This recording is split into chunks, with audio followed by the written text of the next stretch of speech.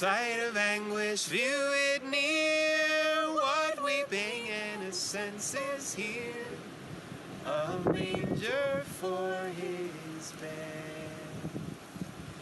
The brutes yield refuge to his woe.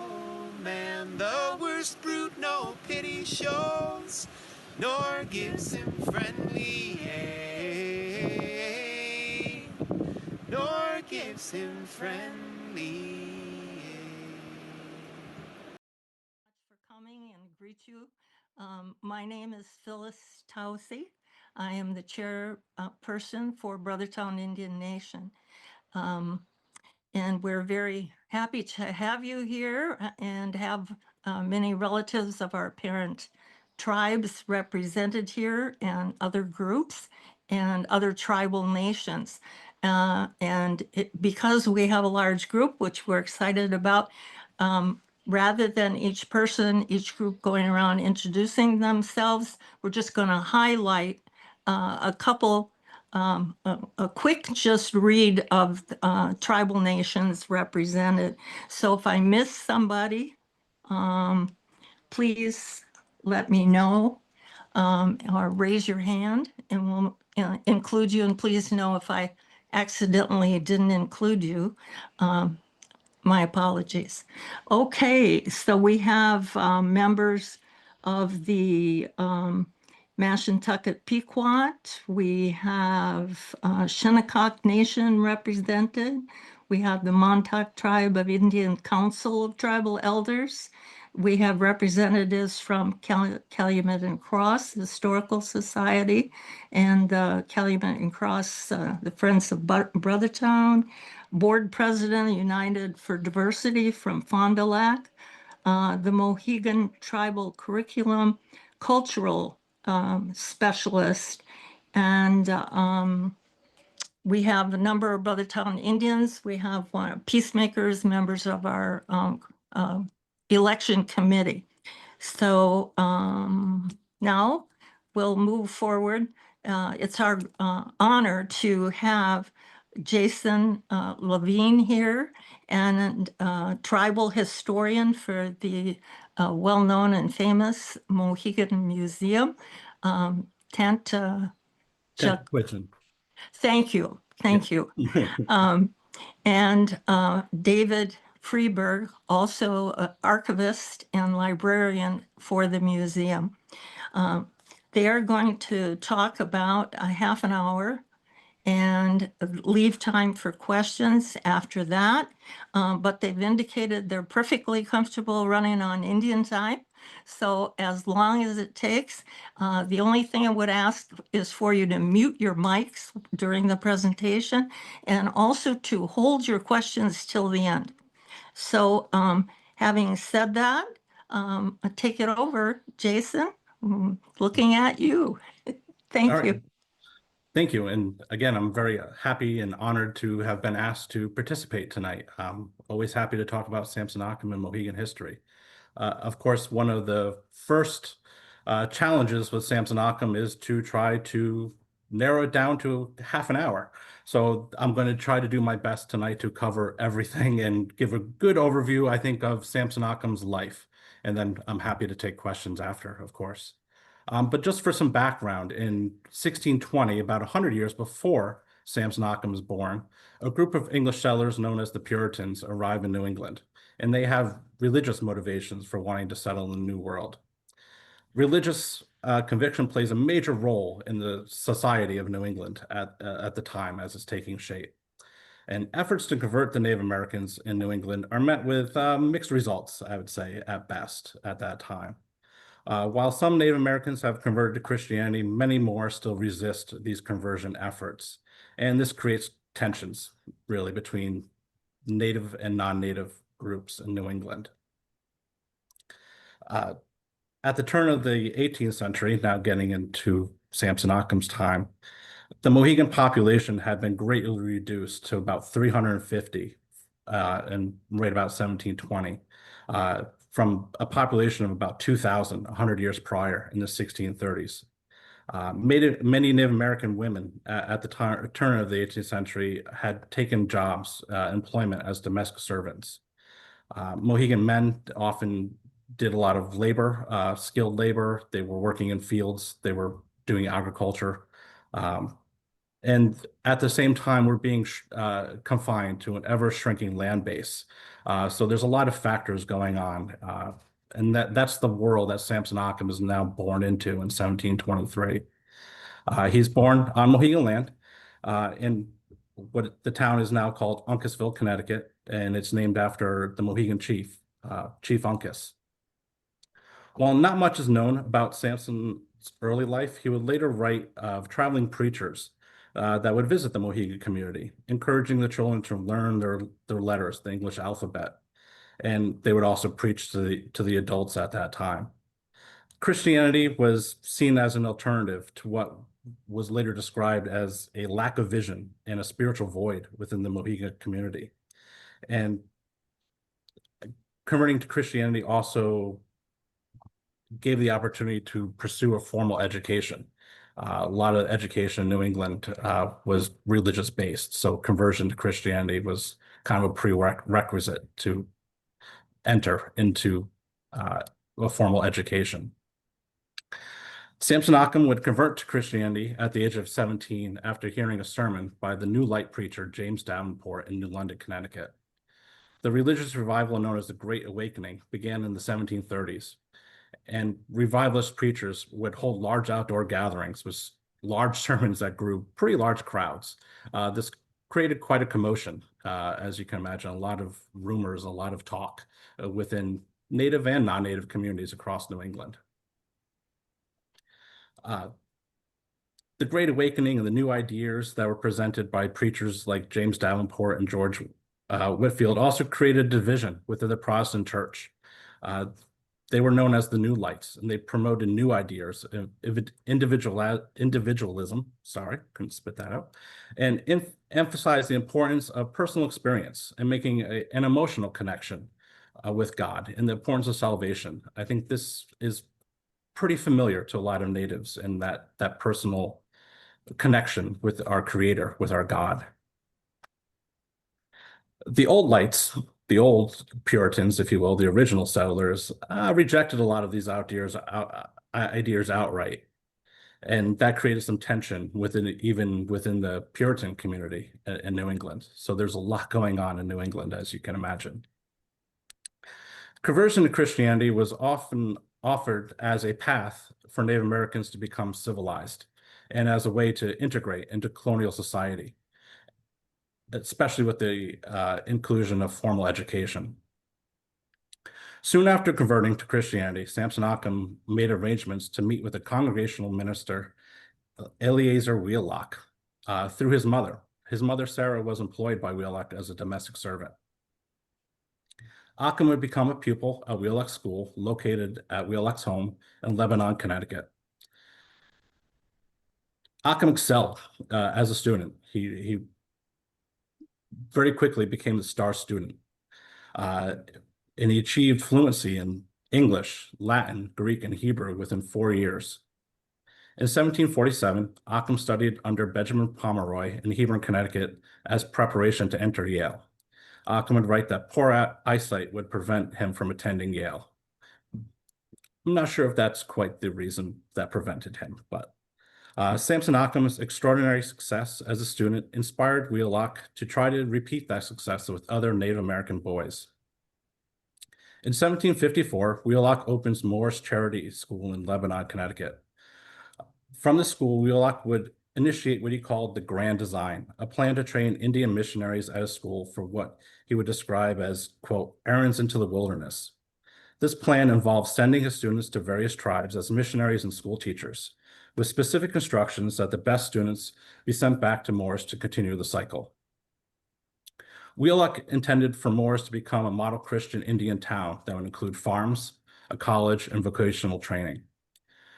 When confronted with concerns that educated Indians would create professional competition with the English colonists, Wheelock writes, quote, there is no likelihood at all that they, though ever so qualified, get into business, either as schoolmasters or ministers among the English, at least till the credit of their nations be raised many degrees above what it is now. And consequently, they can't be employed as will be honorable for them or in any business they will be fit, but among their own nations. I think Samson Occom is going to quickly prove him wrong in that regard. At the conclusion of his formal studies, Samson Occom now needed employment. He began a career as a missionary aligned with Wheelock's grand design, in pursuit of his goal of becoming an ordained minister. According to his journal, Occom went on a mission traveling along the East Coast. Although he provides few details of his travels before going to the Montauk Reservation on Long Island in New York in 1749. The following year, Occom would go on a mission to the United Territory in upstate New York. Tensions were then rising between the British and the French, and alliance with the Haudenosaunee, or the Iroquois, were vital to protect British interests in both Great Britain and the British colonies in North America. Occom's mission was part of the effort to secure that alliance with the Oneida. After returning to Montauk in 1751, Samson Occom would marry Mary Fowler, a member of a prominent Montauk family. They would eventually go on to have 10 children. While in Montauk, he served the community as a schoolmaster, minister, scribe, healer, judge, among many other duties that he did. Based on his own education, Occom started a school by teaching Native American children the English alphabet, using painted cedar chips, and encouraged older children to assist teaching the younger students. Wheelock would use Occom's achievements in Montauk as evidence of the success of his grand design. While Occom is credited with the religious revivals happening in Montauk and the neighboring Shinnecock tribal communities, for 2 years he was paid nothing before he was finally granted an annual salary of about 15 pounds, 1/6 of what was paid to English missionaries at the time. Occom would later write that his treatment may have had something to do with the fact that he was an Indian.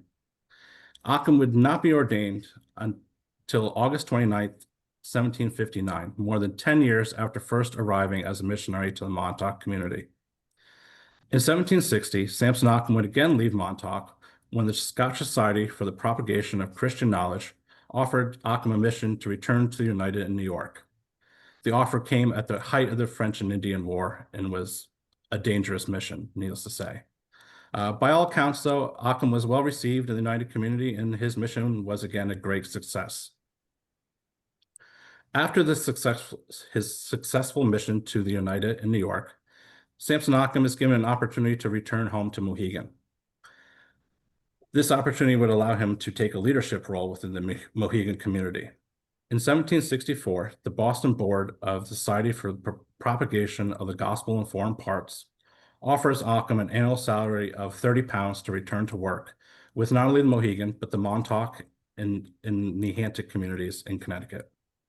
With the opportunity to return home and with his family, Occom quickly accepted the offer and returned to Mohegan, where he constructed a house on land belonging to his father, and that's known as the Occom Homestead today. He accepted a position on the Mohegan Tribal Council, taking a leadership role with the community. As a tribal leader, Occom quickly becomes enmeshed with a lawsuit brought by the Mohegan tribe against the colony of Connecticut and what would later become known as the Mohegan or Mason land case. The dispute over Mohegan land began in 1640, when in the aftermath of the Pequot War, Mohegan Chief Uncas entrusted a large tract of Mohegan land to his ally, Mohegan Major John Mason, and his heirs as Mohegan's protectors and guardians. In 1660, John Mason would transfer the Mohegan lands he held in trust to the colony of Connecticut. When Connecticut was incorporated by a royal charter in 1662, the disputed Mohegan lands were included within the boundaries of Connecticut. Both the Mohegan tribe and John Mason's heirs argued that the transfer of land to Connecticut was illegal, and as such, Mason's heirs continued to hold the land in trust for the Mohegan tribe. The first filing of a lawsuit by both parties for the return of the land was filed in 1699. By the mid-18th century, Samson Occom would write a petition in offering to cede Mohegan land claims to King George III of England, with the Mohegan making an annual payment to the crown in exchange for the continued use of the land. This move would have removed the disputed Mohegan land from the authority of Connecticut, while also granting the tribe the same legal rights and protection as the colony. As you can imagine, this did not make Connecticut officials very happy. Mohegan sachems, beginning with Uncas, had sought an alliance with English king. In fact, King Charles II of England had sent Uncas a Bible and a sword as a token of friendship between the Mohegan and the English. Mohegan sachem Muhammad Weymouth, in continuing the spirit of friendship started by his grandfather, Sachem Uncas, he would travel to London, England, with the petition to King George III for the return of the stolen lands.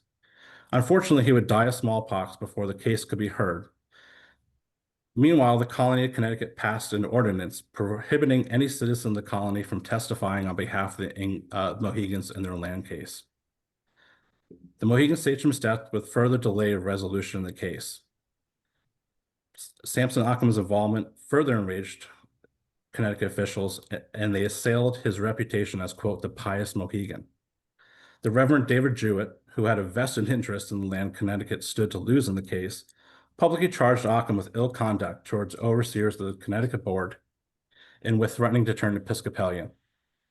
When the board met at Wheelock's home, Samson Occom was acquitted of all charges except for participation in the Mason land case. He was forced to sign a degrading confession.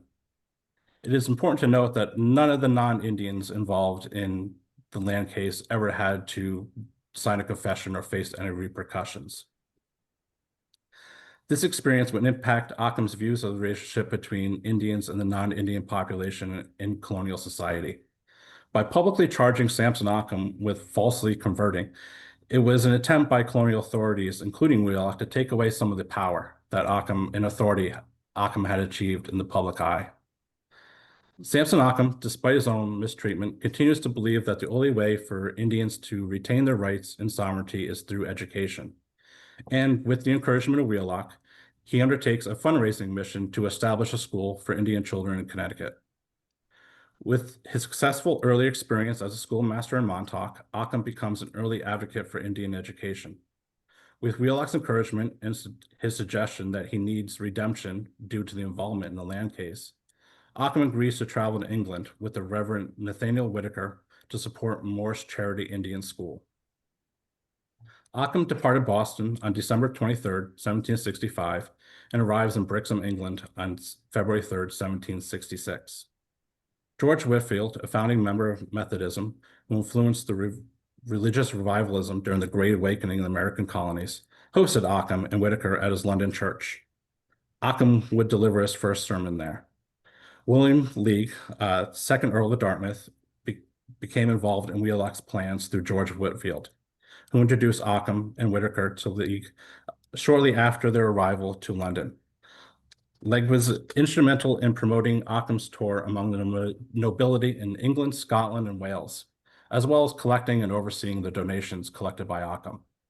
Occom would deliver more than 300 sermons from 1766 to 1768 and raised over 12,000 pounds, approximately $2.4 million today, in private donations from numerous dignitaries and nobility. Samson Occom would write about his successful mission in England to his wife, Mary Occom, in Mohegan before returning home, mentioning that he assumed Wheelock had kept his promise to look after Mary and their children while Occom was away. So much money was raised by Occom during his travels that a formal trust was established in 1766. This was created to guarantee that Wheelock would use the funds appropriately. John Thornton, who was treasurer for the project, wrote in a letter to Wheelock, quote, "Mr. Occom was the instrument under God that was the means of collecting the money." There was little doubt who deserved credit for the success of the fundraising mission. While in London in 1768, Occom received an invitation to King George III's robing ceremony, a great honor. His preaching would later be parodied on the London stage, and he had his portrait painted by the noted artist Mason Chamberlain. Such success in Europe by Native American was extraordinary at the time. He would return home to Mohegan in 1768 to find his family living in destitute conditions, all but abandoned by Wheelock and with no knowledge of the actions Wheelock had taken since he departed for England in 1766. While Occom and Whitaker were in England, Wheelock was attempting to establish the school's charter, a legal document that would give the school a right to exist. Since the colony of Connecticut was itself incorporated, according to English law at the time, one corporation could not charter another corporation. This began Wheelock's his approach of the leadership of other New England colonies with his idea about the school and his need to obtain a charter. Wheelock would ultimately settle on New Hampshire for the school's new location because the newly appointed governor of the new royal colony of New Hampshire, John Wentworth, was eager to establish an institution of higher learning in that colony. Governor Wentworth was willing to provide Wheelock with the land, Abenaki land he had stolen, and the charter he needed to legally establish the new school. When Wheelock first proposed using the term college in a draft of the charter, Governor Wentworth quickly added the wording to the royal charter in December of 1769. The school would now be reorganized to educate the wealthy sons of non-native students in New England rather than Indian children. Wheelock had obtained the charter without informing the trust, who vehemently opposed the charter because it would prevent its control of the British funds. They weren't so concerned with the shift of focus away from Indian education.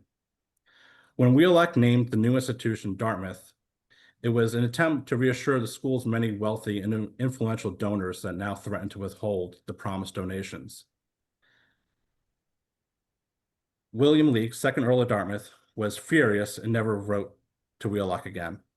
When Samson Occom returned home from England, he found his family, the care of whom he entrusted to Wheelock, again living in destitute conditions, having all been abandoned by Wheelock. And to make matters worse, the school that he had spent so much time and effort to raise funds for had now been moved from Connecticut to New Hampshire. Occom felt betrayed by his mentor. Relations between Wheelock and his star pupil, Samson Occom, were further strained when Wheelock wanted to send Occom on another mission to New York. But Occom, now 45, with a large family to support, refused to go. Wheelock would state in letters to Occom and to others that the attention Occom had received in England had made him susceptible to, quote, that Indian distemper and pride, and further accused him of aspiring after grandeur and ease. In one of his final letters to Wheelock, Occom writes in July of 1771, instead of your seminary becoming alma mater, she'll be to alba mater. The poor Indian will never have much benefit of it. Before continuing to write, I was quite willing to become a gazing stock, yea, even a laughing stock, in strange countries to promote your cause. But when we got home, behold, all the glory had decayed, and now I'm afraid we shall be deemed as liars and deceivers in Europe, unless you gather Indians quickly at your college and in great numbers. In response, Wheelock writes letters in 1771 accusing Occom of succumbing to what he called the greatest of all Indian sins, intemperance. The stereotype of the drunk Indian was pervasive in colonial America and seen as proof of the inferiority of Native Americans as a race.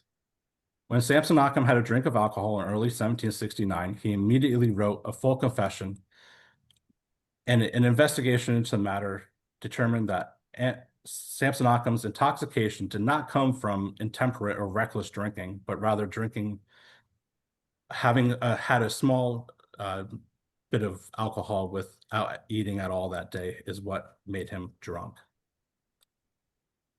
Wheelock's accusation of Occom's fall into drunkenness would continue to stigmatize Occom for the rest of his life and end their long relationship. Wheelock had spent all the funds raised by Samson Occom by 1775 on the construction of Dartmouth College in Hanover, New Hampshire. Only 20 of the Native American students would graduate Dartmouth College in the 200 years between its founding in 1769 and 1970. After Samson Occom ended his association with Wheelock in his school in 1771, he became an outspoken advocate for Indian rights. The celebrity status that Occom achieved gave him a platform that he used to bring attention to Indian issues to a larger audience. And this is seen in the widely published work, A Sermon Preached at the Execution of Moses Paul. On September 2nd, 1772, Occom delivered the sermon at the execution of Moses Paul in New Haven, Connecticut, at the First Congregational Church. Moses Paul, a Wampanoag Indian, was sentenced to death for killing a white man named Moses Cook in a drunken rage while at a local tavern. Moses Paul had requested that Occom deliver a sermon because he believed that he was being unjustly executed because he was an Indian. While Moses Paul admitted to killing Moses Cook, he insisted that Cook had first taunted, threatened, and severely beat him before hitting him in retaliation.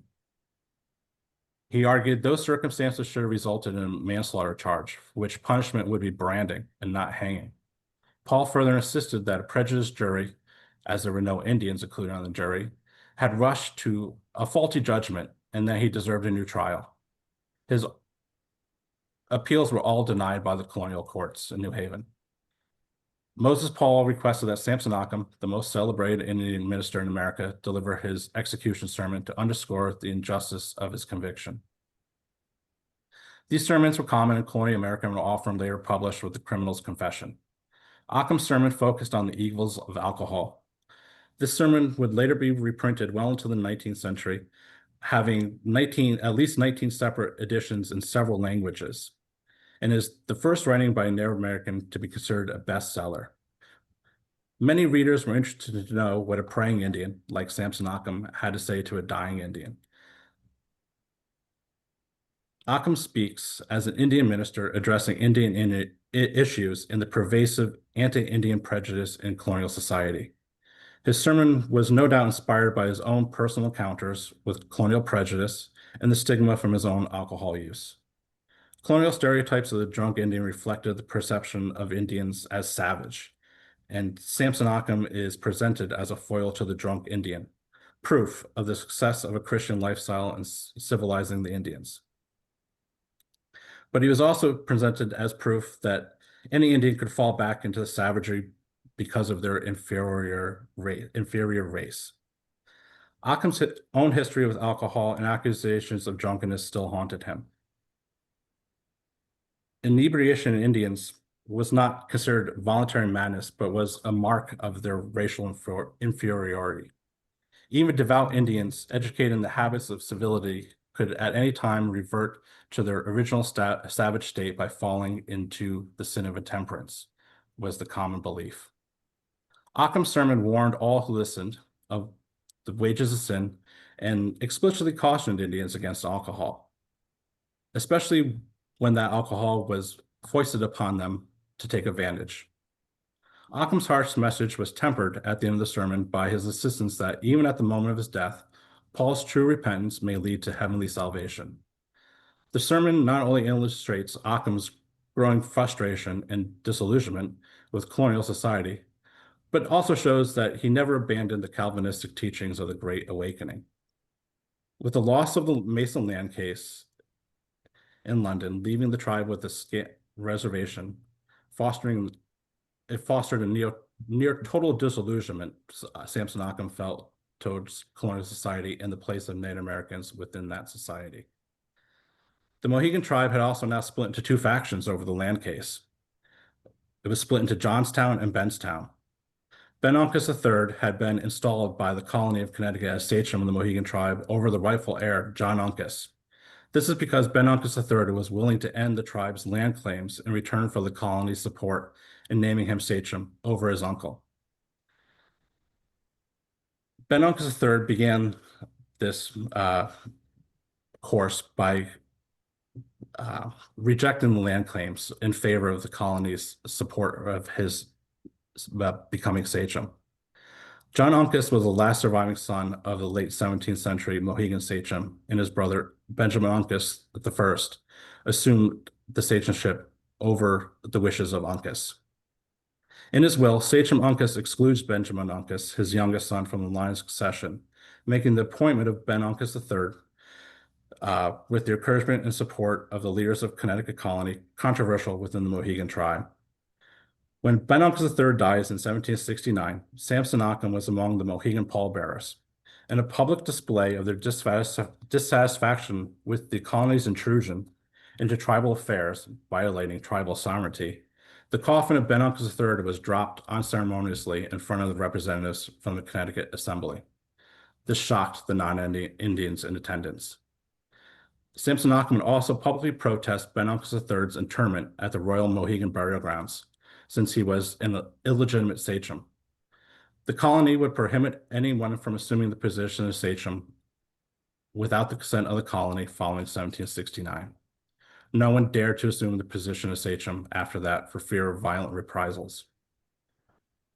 When the royal court in London decided in favor of the colony in 1773, Occom wrote, quote, "I am afraid the Indians will never stand a good chance with the English in their land controversies because they are very poor. They have no money nowadays, and the Indians have no wit, no cunning. The English have all."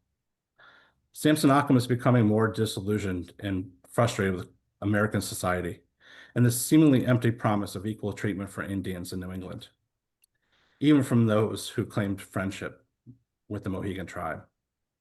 Questions about the continued justification of racial segregation in colonial society and the inability of other races to achieve equality would lead to Occam's desire to remove himself and the Christian Indians away from New England and the negative influence of colonial society.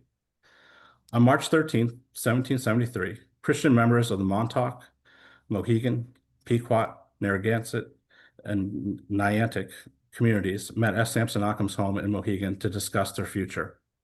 They decided to form a new community far away from the negative influences and anti-Indian prejudice pervasive in colonial society in New England. The Oneida Nation, old friends of Samson Occom in New York, granted Samson Occom the Christian Indians in New England a tract of land near present-day Kirkland, New York in 1774. The move to New York would be interrupted by the outbreak of the Revolutionary War. But on November 7th, 1785, Occam's dream would become a reality. He would write to his sister Lucy, "We named our town Brothertown." Lucy would remain at Mohegan, and Samson Occom would send a carved elm box with designs recording the migration from Connecticut to these western lands. Occom and his wife Mary would stay at Brotherton until his death in 1792. Lucy Occom would remain at Mohegan and became instrumental in the founding of Mohegan Church in 1831. The Mohegan Church is located on the last remaining tribally owned lands and will continue to serve as a spiritual center for the Mohegan people, and that continues today. The Mohegan Church would be vital in keeping the Mohegan tribe on their ancestral homelands during the era of Indian removal starting in the 1830s. More recently, the repatriation ceremony held during the return of Samson Occom's materials from Dartmouth College in April of 2022 was held at the Mohegan Church. I am actually a descendant of Lucy Occom. She is my 9th great grandmother, so I'm kind of happy that she stayed where she was. This is where I'll turn it over to David Freeburg a little bit. He's going to talk a little bit more about the actual documents that were returned from Dartmouth. All right. Yeah, and I'll be brief. I'm just going to talk about the process, and I know that we're all anxious to get to questions. And if we have a moment, we have a film that the tribe's been working on that's actually focused on Samuel Ashbow, being that he was the first. Samuel Ashbow Jr. was the first native to be killed in the Revolutionary War at Bunker Hill. But the very beginning of the film shows Samson Occom returning home to Mary. And so I thought I'd show that segment. It's just a few minutes. So I'll talk about the transfer of the papers, and if I can get the tech working. You guys can see the presentation the whole time, right? That was working on your end. I can never tell you. All right, so yeah, these papers, it's kind of the story starts really back in 1972 at Dartmouth. This was a time when on campus they'd started to reckon with the fact that they hadn't lived up to their charter as far as when it came to the treatment of Native students. And so a lot happens in 1972. They start their what would eventually become their now Department of Native American Indigenous Studies. And you know, the beginning of a new perspective. There's still some you know, semblance of old you know, racist materials that had been removed and portraits that had been pulled down, and there was a lot of a process at Dartmouth to sort of remove a lot of their old legacy and to, you know, look at their relationship with Native peoples and Native communities in a new way.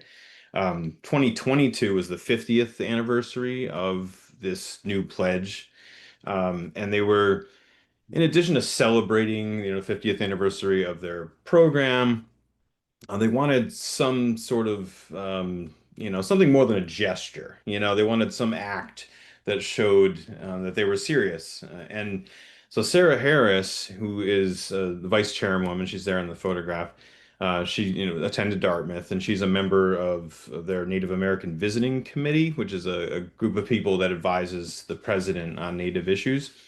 Um, she suggested, hey, how about the return of the Occam papers? And this is something that goes back, like her father, Roland, who was on the council, the very first time they visited the campus, I think they might have been shown some of the papers, and he was like, why doesn't Occam have more prominence here on this campus? And why aren't the papers treated with more respect? And so before this, there was, I don't know if a lot of folks are probably familiar with the Occam Circle project, which I really encourage you if you haven't heard of it. They've digitized a tremendous amount, everything that the tribe received from Dartmouth, but also additional papers that had anything to do with Occam's story have been digitized and transcribed and are free to access.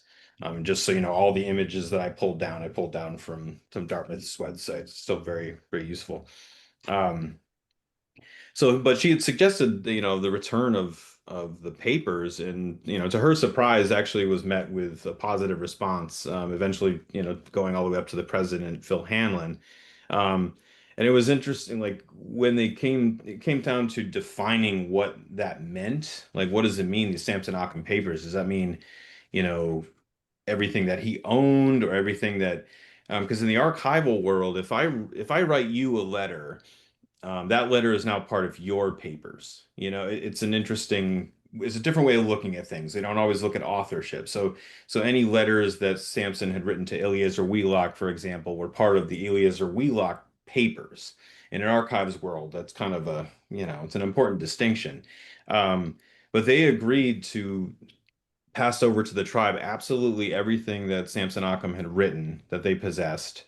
And in addition, all sorts of other related documents, any letters that Wheelock had sent to Samson, or some letters that Wheelock sent to other people. All told, it's a collection of about 115 documents that they had assembled.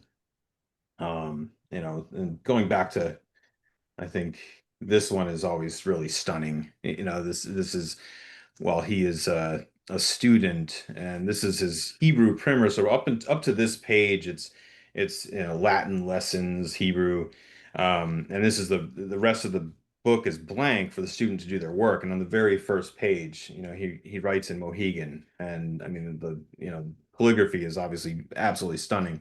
But this is the first example, the oldest example of written Mohegan that we know about. And so, yeah, it was a process. So we before this event, they had invited a small group of us, Jason and I, and a couple other staff people, to go and just get a sense of what was coming, because we had no idea, and we had to put together an exhibit. I mean, I throw a photo here, just some of the items we had on display on that day. So it was all the day before all the materials came down, and we had to quickly assemble what we were going to show, and there's 115 documents, so.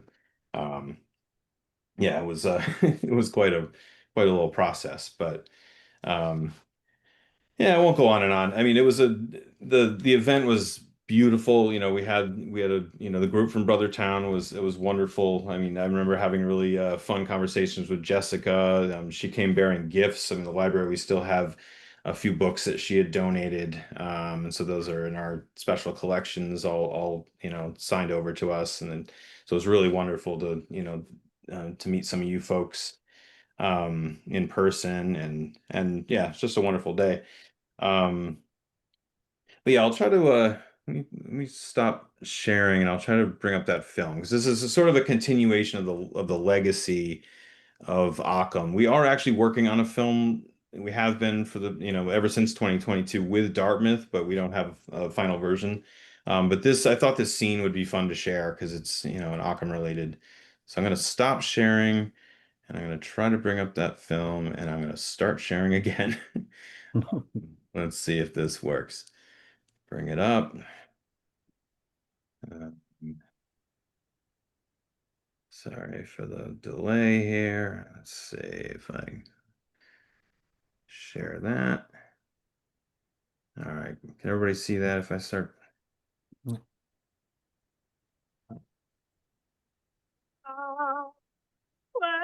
The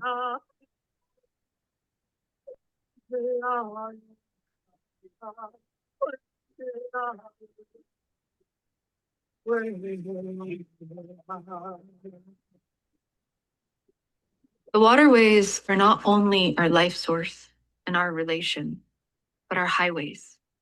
They connect people. Living along the shoreline means understanding the water's changeability. You become responsive and adaptable, like the river, to survive.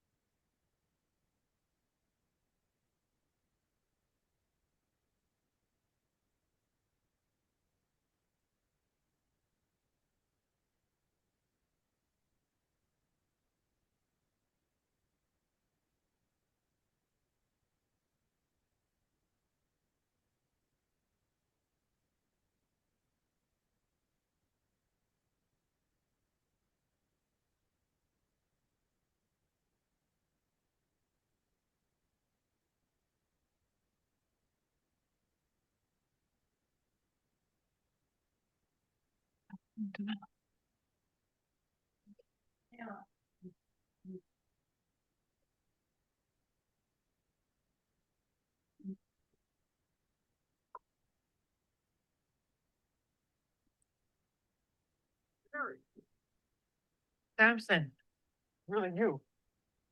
Occom? Where we go? I thought you'd never come back from overseas. I thought you left us for good. Why would you think that?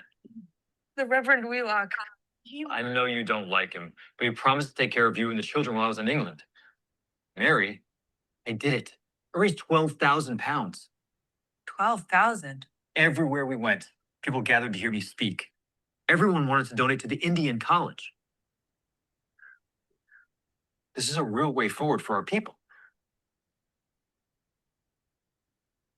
Did you not receive my letters? What do you mean? The children and I have been starving. No, the Reverend, he promised to take care of you while I was away. He lied. There must be some explanation. Praise the heavens. Samson, my best student back from spreading the good Lord's word in England. I didn't spare a moment when I heard you come ashore. The trip was incredibly successful. We raised 12,000 pounds. 12,000? They were very generous. The Earl of Dartmouth, King George III in particular. Money stolen from colonial pockets. We will be able to educate generations of Indian scholars, preachers, great thinkers. Indian scholars? No, Occom. You have done remarkably well. But you said 12,000. I did. Isn't it amazing? You both know that's far too much money for an Indian school. Sir? We have the chance to do something remarkable. Make a real change for once. You promised to take care of my wife and children while I was away. Ridiculous. She refused to stop speaking that heathen language of hers and dress appropriately. She is allowed to be who she is. It is not what God wants for the Indian, and I will not abide it. Perhaps we could amend the charter for Indian students and others. But there will still be Indian students. Of course. We could name it after one of the benefactors. The Earl of Dartmouth, if you like. Dartmouth College. How does that sound? Everyone specifically donated to the education of the Indian. The king. The king? Times are changing, Occom. The colony no longer feels an obligation to the king. But he is your leader. You are the same people. We will no longer stomach his oppression. Oppression? Surely if I wrote to the king, he would explain clearly that this money for the... You have been gone a long time. I would not be caught writing to the king now, not if I were you. So, Dartmouth College, you've done extremely well. The War of Independence for the Crown is coming. It's important to know who your allies are. All right, we can cut it there. There's one more quick scene, but just thought I'd give you a little. And we're happy to share that. It's actually funded by the National Park Service, so there's no copyright or anything like that. So we're more than willing to share copies if if you all would like to see that in your community, the full film. So yeah, I think I think that's all I have to say. So it's time for questions.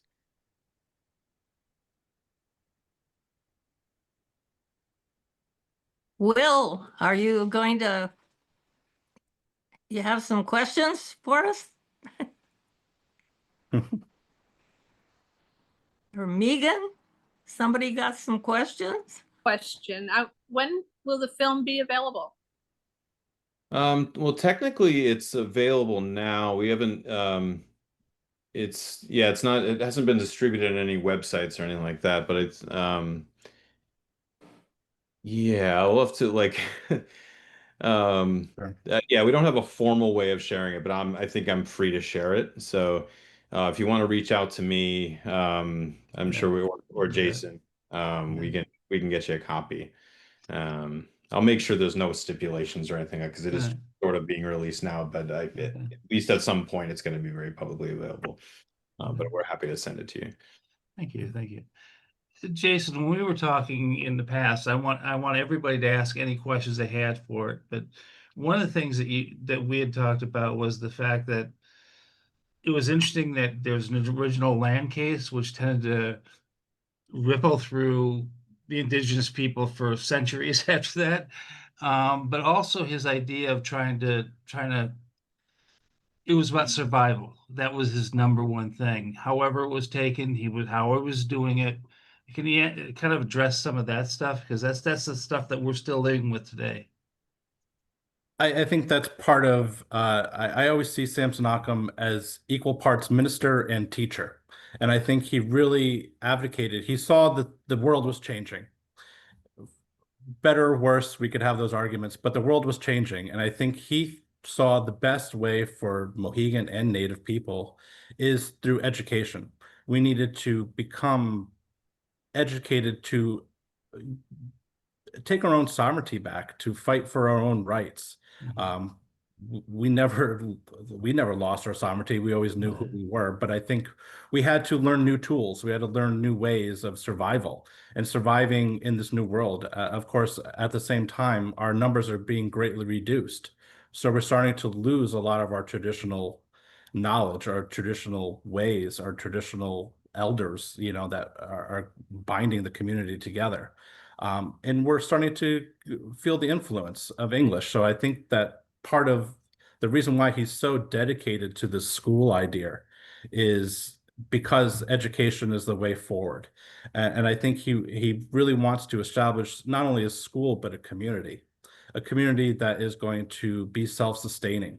So incorporate agriculture, farming activities, vocational training. This was supposed to be a way for Native Americans to still retain their indigenousness, be their own tribe, but move forward and to survive in this new world, because otherwise we're just going to be left behind and we're going to be taken advantage of. And that cycle is just going to continue right till the end. And he wants to break that cycle. And I think he sees education, especially, as a way to ensure that cycle is broken and the Mohegan people and all the local tribes will continue to survive.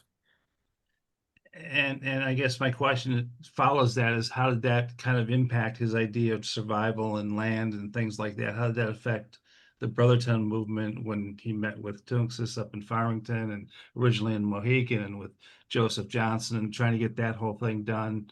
I know it led from the original interactions with the Oneida, but was that part of it as well that went into it, that there was not a place necessarily in Connecticut that he saw? Or I think Connecticut and the coast is starting to become very populated. So in order for Native people, including Samson Occom, to kind of get, the frontier was Oneida at that point, New York. So it was away from the population center, the density of population that was happening along the coast.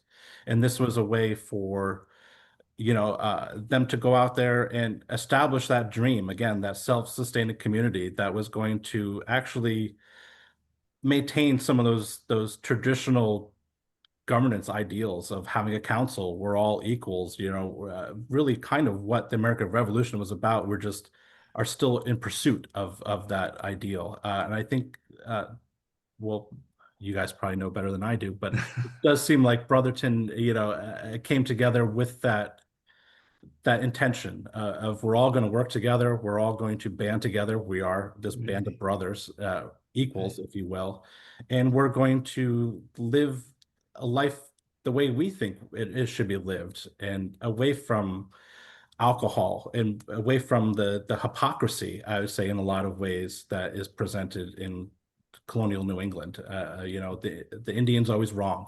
We're always losing in courts. We're always seem to face this double standard, and it's always to our detriment. And usually land, especially land, becomes the underwriting kind of theme of all these actions is control of the land and taking the land from the Mohegans and from the other Indians. And again, we have to learn the tools. We have to learn how to fight back, whether it be in court or however we need to do that. But I think that's, again, part of the education is wrapped up in the survival, as well as learning farming techniques, as learning vocational training. Again, the world is rapidly changing at this time. There was another question I just saw pop up, and it was in reference to what was, and if the person was asking the question, if they could speak up as well and unmute. But it was one of the questions was about what was Dartmouth doing with the papers and carrying it out from here, something along those lines. Yeah, and I know they've they're returned asking to you. about. I'm most. I'm in touch with Peter Carini as the archivist over there, so I didn't name his name. So I should. He did a tremendous amount of wonderful work in assembling the collection and making sure everything arrived to us safely, getting us all the data. I mean, I'm mostly familiar with the way that they deal with materials. I think the question addresses educational disparities for indigenous people. And I think their native program is blossoming, but and like representation all over campus. The museum has a strong native representation. Um, but the materials, they're really radical in their treatment of native materials in their archive. Like their attitude, first and foremost, if they can return materials to a community, that's their first priority. And any materials that, for whatever reason, remain at Dartmouth, they have been working on policies where they'll have a contact person for each community, and anyone who wants to access those papers has to get the permission of that contact person. And this is a growing movement in archives in general, to respect native data sovereignty. And I think they're one of the shining lights. I know I've had meetings with people from Harvard and Yale just recently talking about these issues, and Dartmouth keeps coming up as kind of one of the institutions to look at for the work that they're doing. So I'd say with their collections, and obviously this transfer being a great example. I think they're doing fantastic work. But I think the experience for Native students, my impression is that it's improving because even when Sarah Harris was there, she didn't really feel a lot of respect, as a Mohegan. Certainly wasn't honored. I mean, it was nice at one of our visits seeing Sarah Harris's face all over campus. I mean, they're starting to celebrate her now. But when she was a student, she didn't feel that. But she, like the Native American Visiting Committee and a lot of the faculty, work very closely with Native students. And are trying to shift that, but I honestly don't have a But lot. I guess the question was more about his Samson's original mission. Is Dartmouth doing anything about that, about educating the Indians? I know for a while there weren't a lot of Indians there, so Yeah, are they adjusting it? So it's increased. I don't have the numbers off the top of my head, but it is increasing. And yeah, I wish I could give you more of a substantive answer, but I think things are improving. And yeah, I'm sure if you I mean, I just did a quick Google to see if I can get some numbers. I mean, if you Google Native Americans at Dartmouth, there's a page on their site where they're, talk about a lot of their programming and whatnot. But yeah, so I think things are looking up, but I'm sure there's still a lot. Are there any other questions here for, I mean, because you got Jason, who's got a mind that is so deep. I have a question. Did Wheelock ever be taken to task for his betrayal of Occom and his family? Do you know anything about that? No, not really. He never really faced any repercussions so much that I know of for really betraying Wheelock in his trust. He establishes the school, and that kind of breaks the relationship between Occom.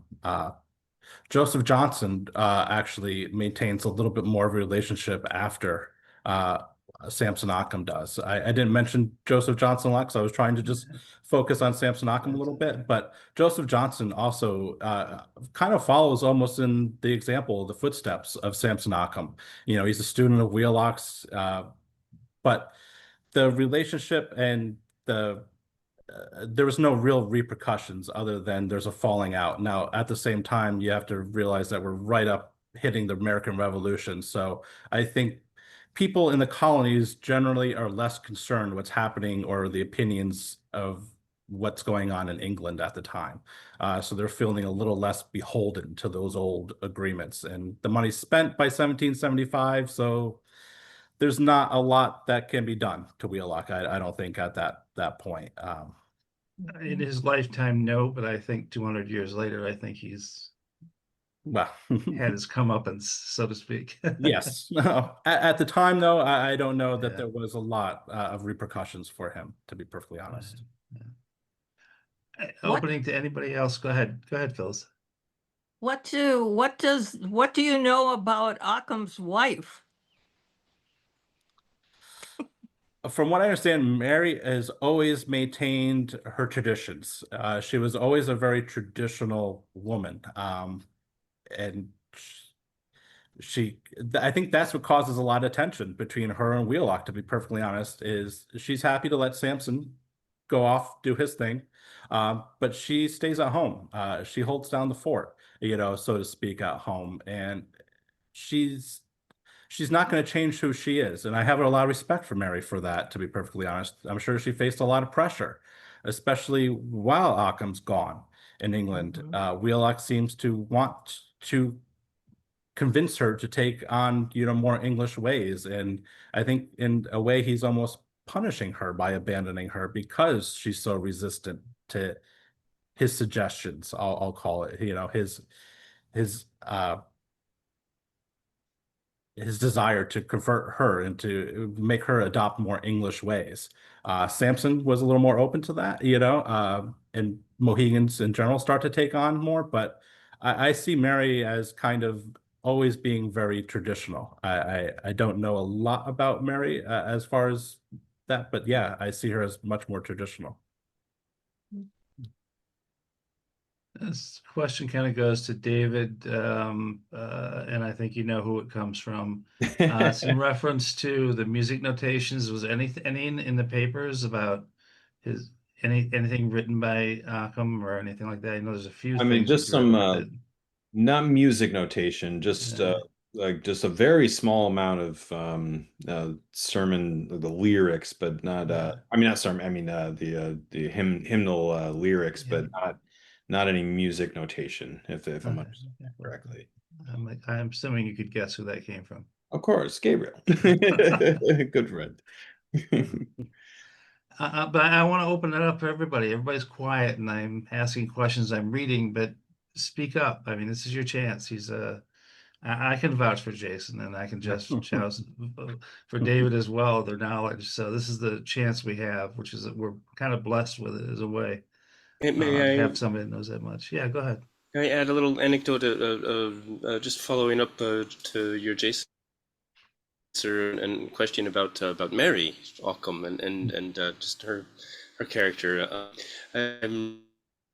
Of this anecdote that came from David McClure, who was a Boston, Scottish descent, colonist, student of Wheelock's and contemporary with Occom, and he visited the Occoms in Connecticut in early 1770s. He was trying to like persuade Occom go on travels missions, and he wasn't successful at that. But he wrote a little like just this little quip anecdote that I just love about Samson and Mary, that describing that Samson would speak to Mary in English and she would respond back in Montaukett dialect of Algonquian. She never gave that up in like all the decades and in all the home life forever. Like she was always talking back to Samson in Montaukett, and they understood each other just fine. But she was very persistent about that, and I think is wonderful, delightful little. I see Mary as holding on those traditions and being very resistant, and I admire her a lot for that, to be perfectly honest. Hi. Sorry. Can the people who are our speakers, can they see the chat? Because there's a couple of comments that have been put in the chat. This is Amy Stephenson. I was just going to say I was one of the people that made a comment in the chat, and I was just wondering. It seems like so much of the discussion on Samson Occom seems to end with his passing in New York, right? And doesn't continue to the Brothertown, the movement continuing to the state of Wisconsin. I don't know if you guys have found that, but I have. But it's changing slowly. But any ideas on how we can encourage the mission going on, even though he passed away, past just what happens in Connecticut, but also to the folks that moved to Wisconsin? I don't know if that's a topic that's answerable, but I'd throw that out there. That'd be one for Phyllis or one of the council people. I think they would be the best to answer that. What is your I'm sorry, can you give a little bit more information? What are you asking be carried on? Well, I mean, like, I should say I'm a member of the Brothertown tribe. Like, it just seems like a lot of Samson Occom's story. I was just, when we were talking, I was like, let me go check that my ideas here are correct. But I was Googling stuff on the internet, and it seems like the story ends in New York and Connecticut. And could we get people to bring the story to Wisconsin? That think that the people, like I was reading some stuff like Samson Occom's life, like he died in New York and the Connecticut, the Mohegans, the Christianity helped him to, I'm sorry if this, I know this is the internet we're talking about here, right? So it's not accurate necessarily, but that the story ends like with Connecticut, with the Mohegan Indians, with Mohegans being able to survive because of what Occom helped him to do. It's just, the narrative in the internet isn't always accurate, or in books, like it doesn't continue like people. Well, I guess one way of answering the question is we are still here. Yes, we are. And we are doing everything we can. And I think this is an example of bringing in our parent tribes and connecting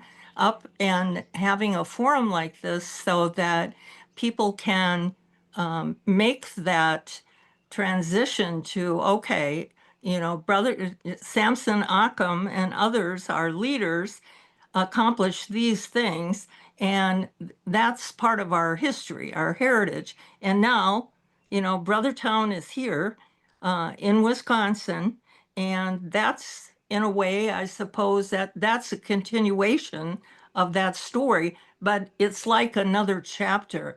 And I'll agree that with part of what I think you're saying is that people don't know the rest of the story.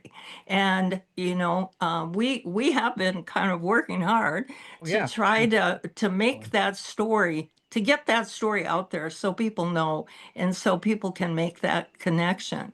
And so hopefully events like tonight and these connections are helpful to people in terms of knowing that story.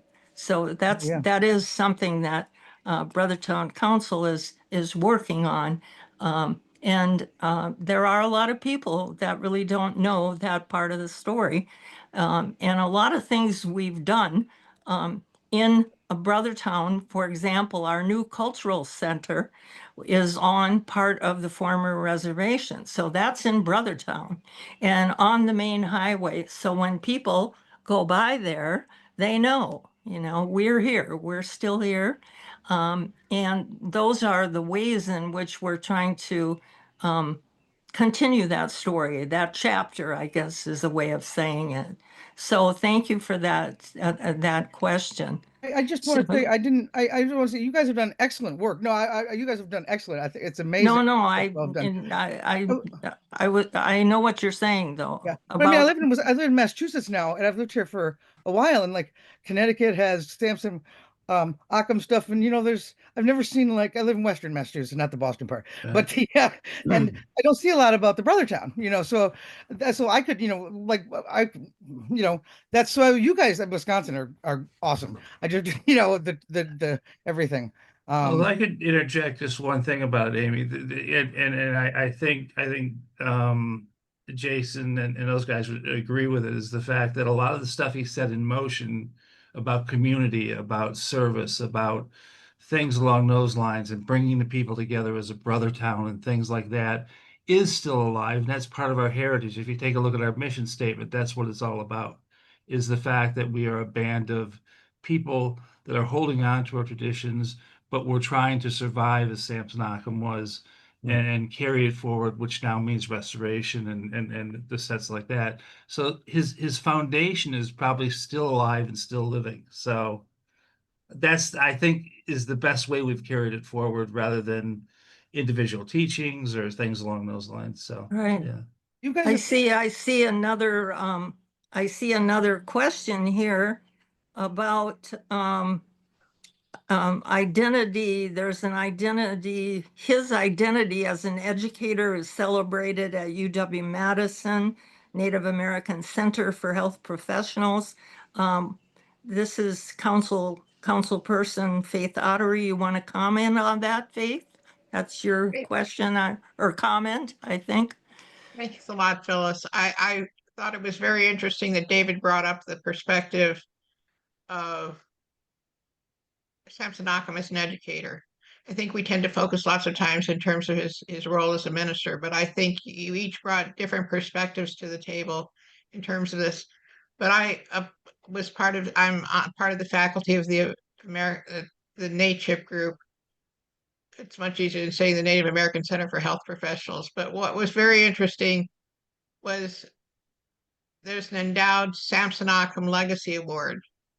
So he's actually part of the educational component. And one of the early recipients of it was one of the Native students at UW-Madison, who I had nothing to do with the decision, but I thought it was hysterically funny and very sad at the same time that one of our early awardees was actually going for his internship and residency at Dartmouth.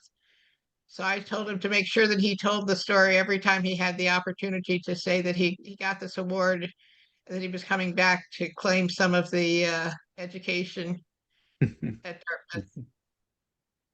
Yeah. But I think you both brought very interesting, every time somebody presents about Occom, he's such a multifaceted man. Yep. That I said something about a biographical mosaic. I think you guys did a great job of putting additional color to this, and everybody who does it. And I think the film is brilliant. I very much enjoyed it. It gives a face to this person that we've all been hearing about it since we were younger. Yes, I mean, being able to have that film and to present it to members of our community would be fantastic, because I think everybody is still learning about the various events and people and things in our history. And so all of this is helpful and very interesting. So I know I will be getting a hold of you, David, and requesting a copy so we can show that. So do we have any more questions here? If I'm missing anybody, help me here. Let's see. You're wanting to know if you can connect with anyone on the history of Samuel Scipio Montauk family from Long Island who joined the Brothertown in New York. this is the question for the scholars, and I see we have some other scholars here that are tuning in. Bradley Dubois is one, and let's see, who else do we have? Trying to put you to work. Ryan Carr, are you there? So we've got 4 scholars here. Now, does anybody know anything about the question that Yawako is asking? Or it's word, or that's a thank you for the presentation, I'm sorry. Anybody know about Samuel Scripio, a Montauk, from a Montauk family from Long Island who joined Brothertown, New York? I have a little information on the Scipio family. Pardon me? I have a little information on the Scipio family, but it would be something I have to look up. It's not what I have in my head. But Okay. in some things in the back of William DeLoss Love's book, if you've seen that. Okay, this is Antonio Dockstader. Are you there yet? Yes, Adoli. I enjoyed the presentation. I'm just a distant descendant of Samuel Scipio, and I know that he intermarried with the Oneida, and my family's been a part of the Oneida Nation for a long time, but I just wanted to know more about that history of how it connects with the Brotherton and also with the Montauk. Because I had heard stories that he might have been a slave that got stranded on Long Island and intermarried with the tribe. So there's all these different stories I heard, and I did see that he married a woman named Charlotte, but I'm not sure if that's the passage you're talking about, that there was a short census. There's a little bit of information, but if anybody has anything, if they can message me, I'd like to connect to learn more, if they have more family history. I don't know if Caroline Andler is still around. I know she used to do stuff like that. Yeah, I don't know what she's doing, but certainly anybody who can help you in our some of our people, we'd be glad to try and connect you. I don't know if I can take Will, do you have? Yeah, Ty, I have his contact information. We actually shared a couple of emails, so Okay. yeah, we'll get back to you. I definitely will. So thank you. We have a number of Oneida people on this tuning in with us tonight. So thank you very much. So let me see if we have any other questions here.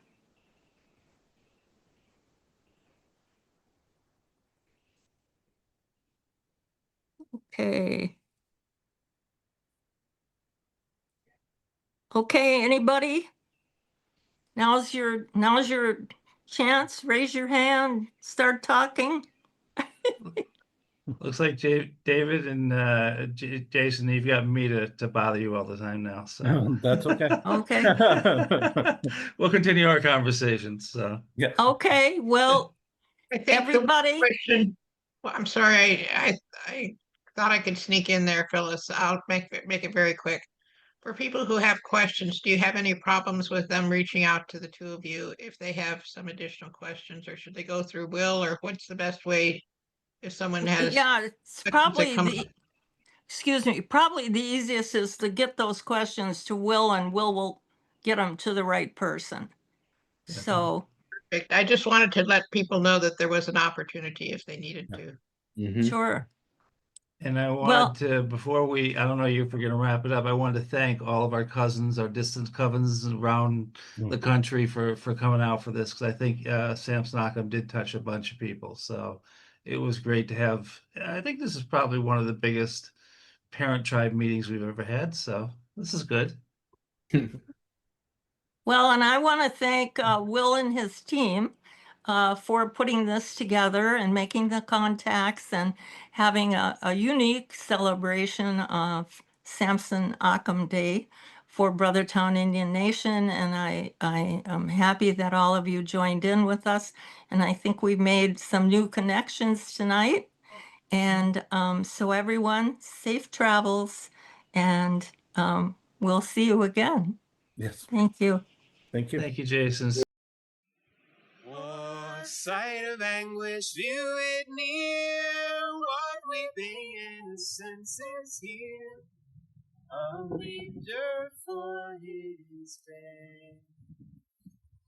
The brutes yield refuge to his warm man. The worst brute no pity shows, nor gives him friendly aid, nor gives him friendly aid. Radiant seraphs throned in light did love their tower so high a flight.